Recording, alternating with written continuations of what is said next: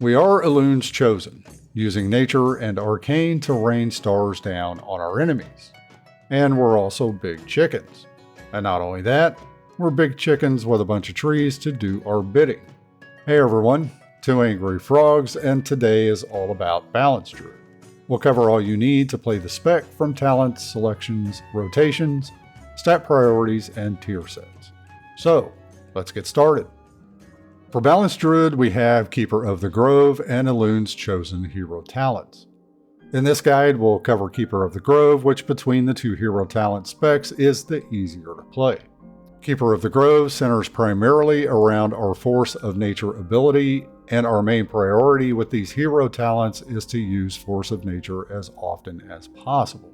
Unlike other hero talent trees we have looked at, Keeper of the Grove talents do not tie together in a flow, but rather are spread across three main areas: Force of Nature buffs, overall damage buffs, and cooldown reductions.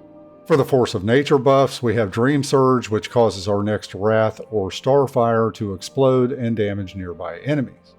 Power of Nature, which increases our Treant's damage, and Treants of the Moon, which causes our Treants to cast Moonfire on enemies. With Grove's Inspiration, we get damage increases to Wrath and Starfire, and with Harmony of the Grove, all spell damage is increased for each Treant while they are active, which is a significant boost to damage during Force of Nature. For cooldown reductions, Early Spring makes our Force of Nature a 45-second cooldown. Two of our talents, Blooming Infusion, which mixes in regrowth, and Control of the Dream, which grants cooldown reduction for holding spells, may be interesting, but we're not going to work around these in the rotation, so these just trigger whenever the situation arises. Finally, we have a couple of talents in Expansiveness, which increases our astral power, and Protective Growth, which reduces our damage taken when we are in regrowth. For single target, there are some key talents that we will take. The most obvious is Force of Nature in row 3, since that is what Keeper of the Grove is based on. In row 4, we take Stellar Flare for additional damage over time, and to take advantage of Waning Twilight in row 8, which requires 3 periodic effects on the target. We take Celestial Alignment in row 5 as one of our major cooldowns, which grants us both Eclipses and Haste to drive burst damage. We'll also take Whirling Stars in row 6 to reduce the cooldown and gain an extra charge of Celestial Alignment. Finally, in row 9, we take Convoke the Spirits, which is our big damage cooldown. You may also see single target builds that take Sunseeker Mushroom in row 6 and New Moon in row 9. Sunseeker Mushroom is passive, so does not affect the rotation, but it does require the target to be stationary for a second. For our AoE talents, there's very little change from single target. We take Twin Moons in row 3 for easier spread of Moonfire on multiple enemies, and Ethereal Kindling in row 4 to make it easier to maintain Moonfire and Sunfire on enemy packs. We'll switch out Stellar Flare in row 4 for Wild Surges, and pick up Sunseeker Mushroom in row 6 for additional AoE damage. Finally, we'll stay with Celestial Alignment for one of our big cooldowns, but we'll drop Convoke the Spirits in favor of Incarnation Chosen of Elune for the AoE build. Balanced Druid works with the idea of eclipses, solar and lunar. To enter solar, we cast 2 Starfires, which then increases Wrath damage for 15 seconds. And to enter lunar, we cast 2 Wrath, which increases Starfire damage for 15 seconds. Typically, we want to be in solar eclipse for single target and lunar eclipse for multiple enemy AoE.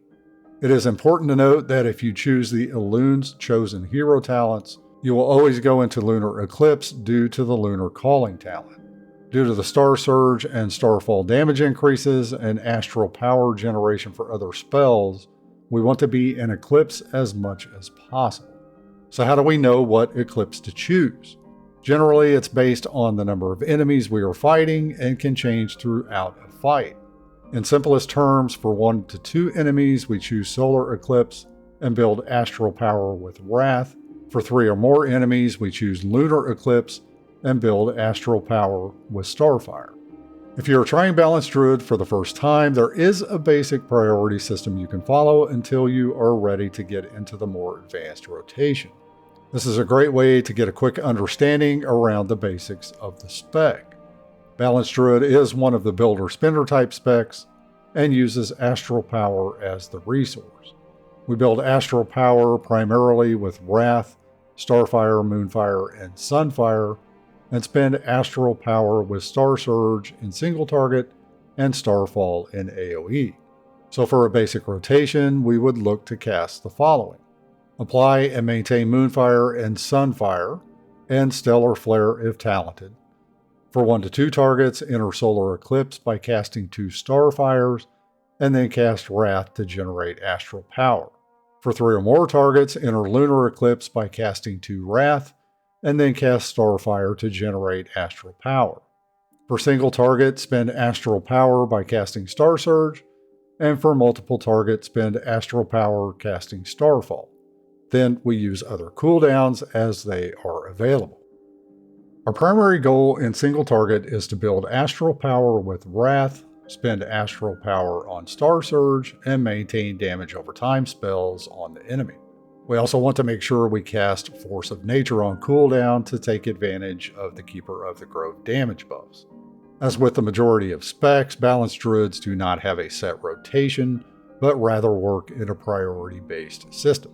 For our opener, we start by casting Wrath twice. Cast Moonfire and Sunfire on all enemies, and also Stellar Flare if talented. Cast Force of Nature on top of the enemies. Cast Celestial Alignment. Spend Astral Power on Star Surge if needed to make sure you do not cap on Astral Power. Finally, we'll cast Convoke the Spirits. You want to spend all of your Astral Power prior to using Convoke the Spirits. When you're ranged, Convoke the Spirits will cast Wrath, Star Surge, and Moonfire. So you want to make sure Moonfire is on enemies so that Wraths and Star Surges are cast as much as possible. During our rotation, we want to avoid capping Astral Power. Sitting on full Astral Power is a large DPS loss, so we need to make sure we are spending it on Star Surge. For our rotation, we refresh Moonfire and Sunfire when they are about to expire, and also Stellar Flare if talented. We want to maintain dots since our Mastery Astral Invocation passive ability increases damage on enemies affected by Moonfire and Sunfire. Cast Force of Nature on top of the enemies. Note that Treants grant 20 Astral Power instantly, so you want to make sure not to overcap when casting this. If you have 3 seconds or less left on Solar Eclipse, hold Force of Nature until you refresh the Eclipse. Cast Celestial Alignment. Cast Starfire twice to enter Solar Eclipse if you are not in Eclipse. Cast Convoke the Spirits. For this, if other cooldowns have very little time left before coming up, you can delay slightly to line up Convoke the Spirits, Celestial Alignment, and Force of Nature cooldowns. Spend Astral Power on Star Surge, and then build Astral Power with Wrath. If you have New Moon talented, cast it if you will not cap on Astral Power. You want to cast at least 1 full moon during your Celestial Alignment window. For Balanced Druid AoE, our rotation is very similar to single target. We simply go into Lunar Eclipse instead of Solar, replace Wrath with Starfire, and Star Surge with Starfall. And like single target, we want to make sure we cast Force of Nature on cooldown to take advantage of the Keeper of the Grove damage buff. For our opener, we start with casting Wrath twice, cast Moonfire and Sunfire on all enemies, cast Force of Nature on top of the enemies, cast Incarnation, Chosen of Elune, and then spend Astral Power on Starfall. Make sure you do not cap on Astral Power. During our rotation, we want to avoid capping Astral Power like before, since sitting on full Astral Power is a huge DPS loss. For our rotation, we refresh Moonfire and Sunfire when they're about to expire.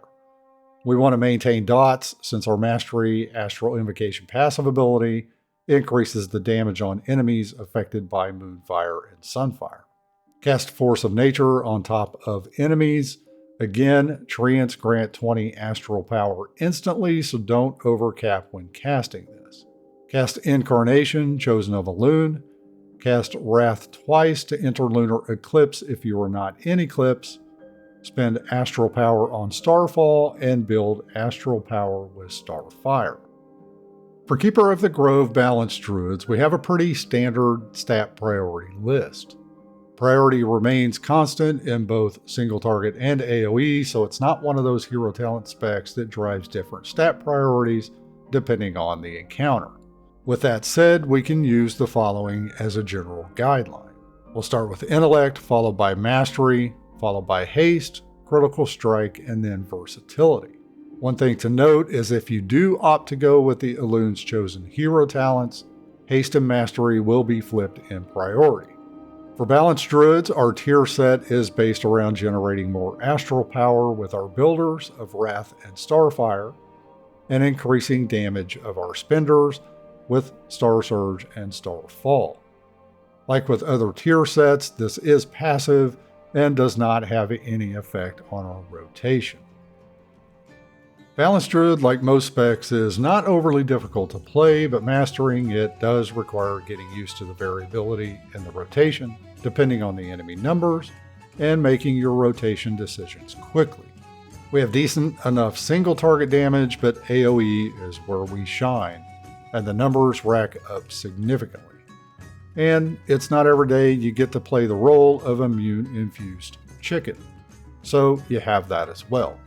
As always, let us know your thoughts and any questions you have down below in the comments, and make sure to hit the like button and subscribe to the channel so you always know what's coming up next. And a special shout out to our members for your continued support. Thank you very much. And everyone, have a great day.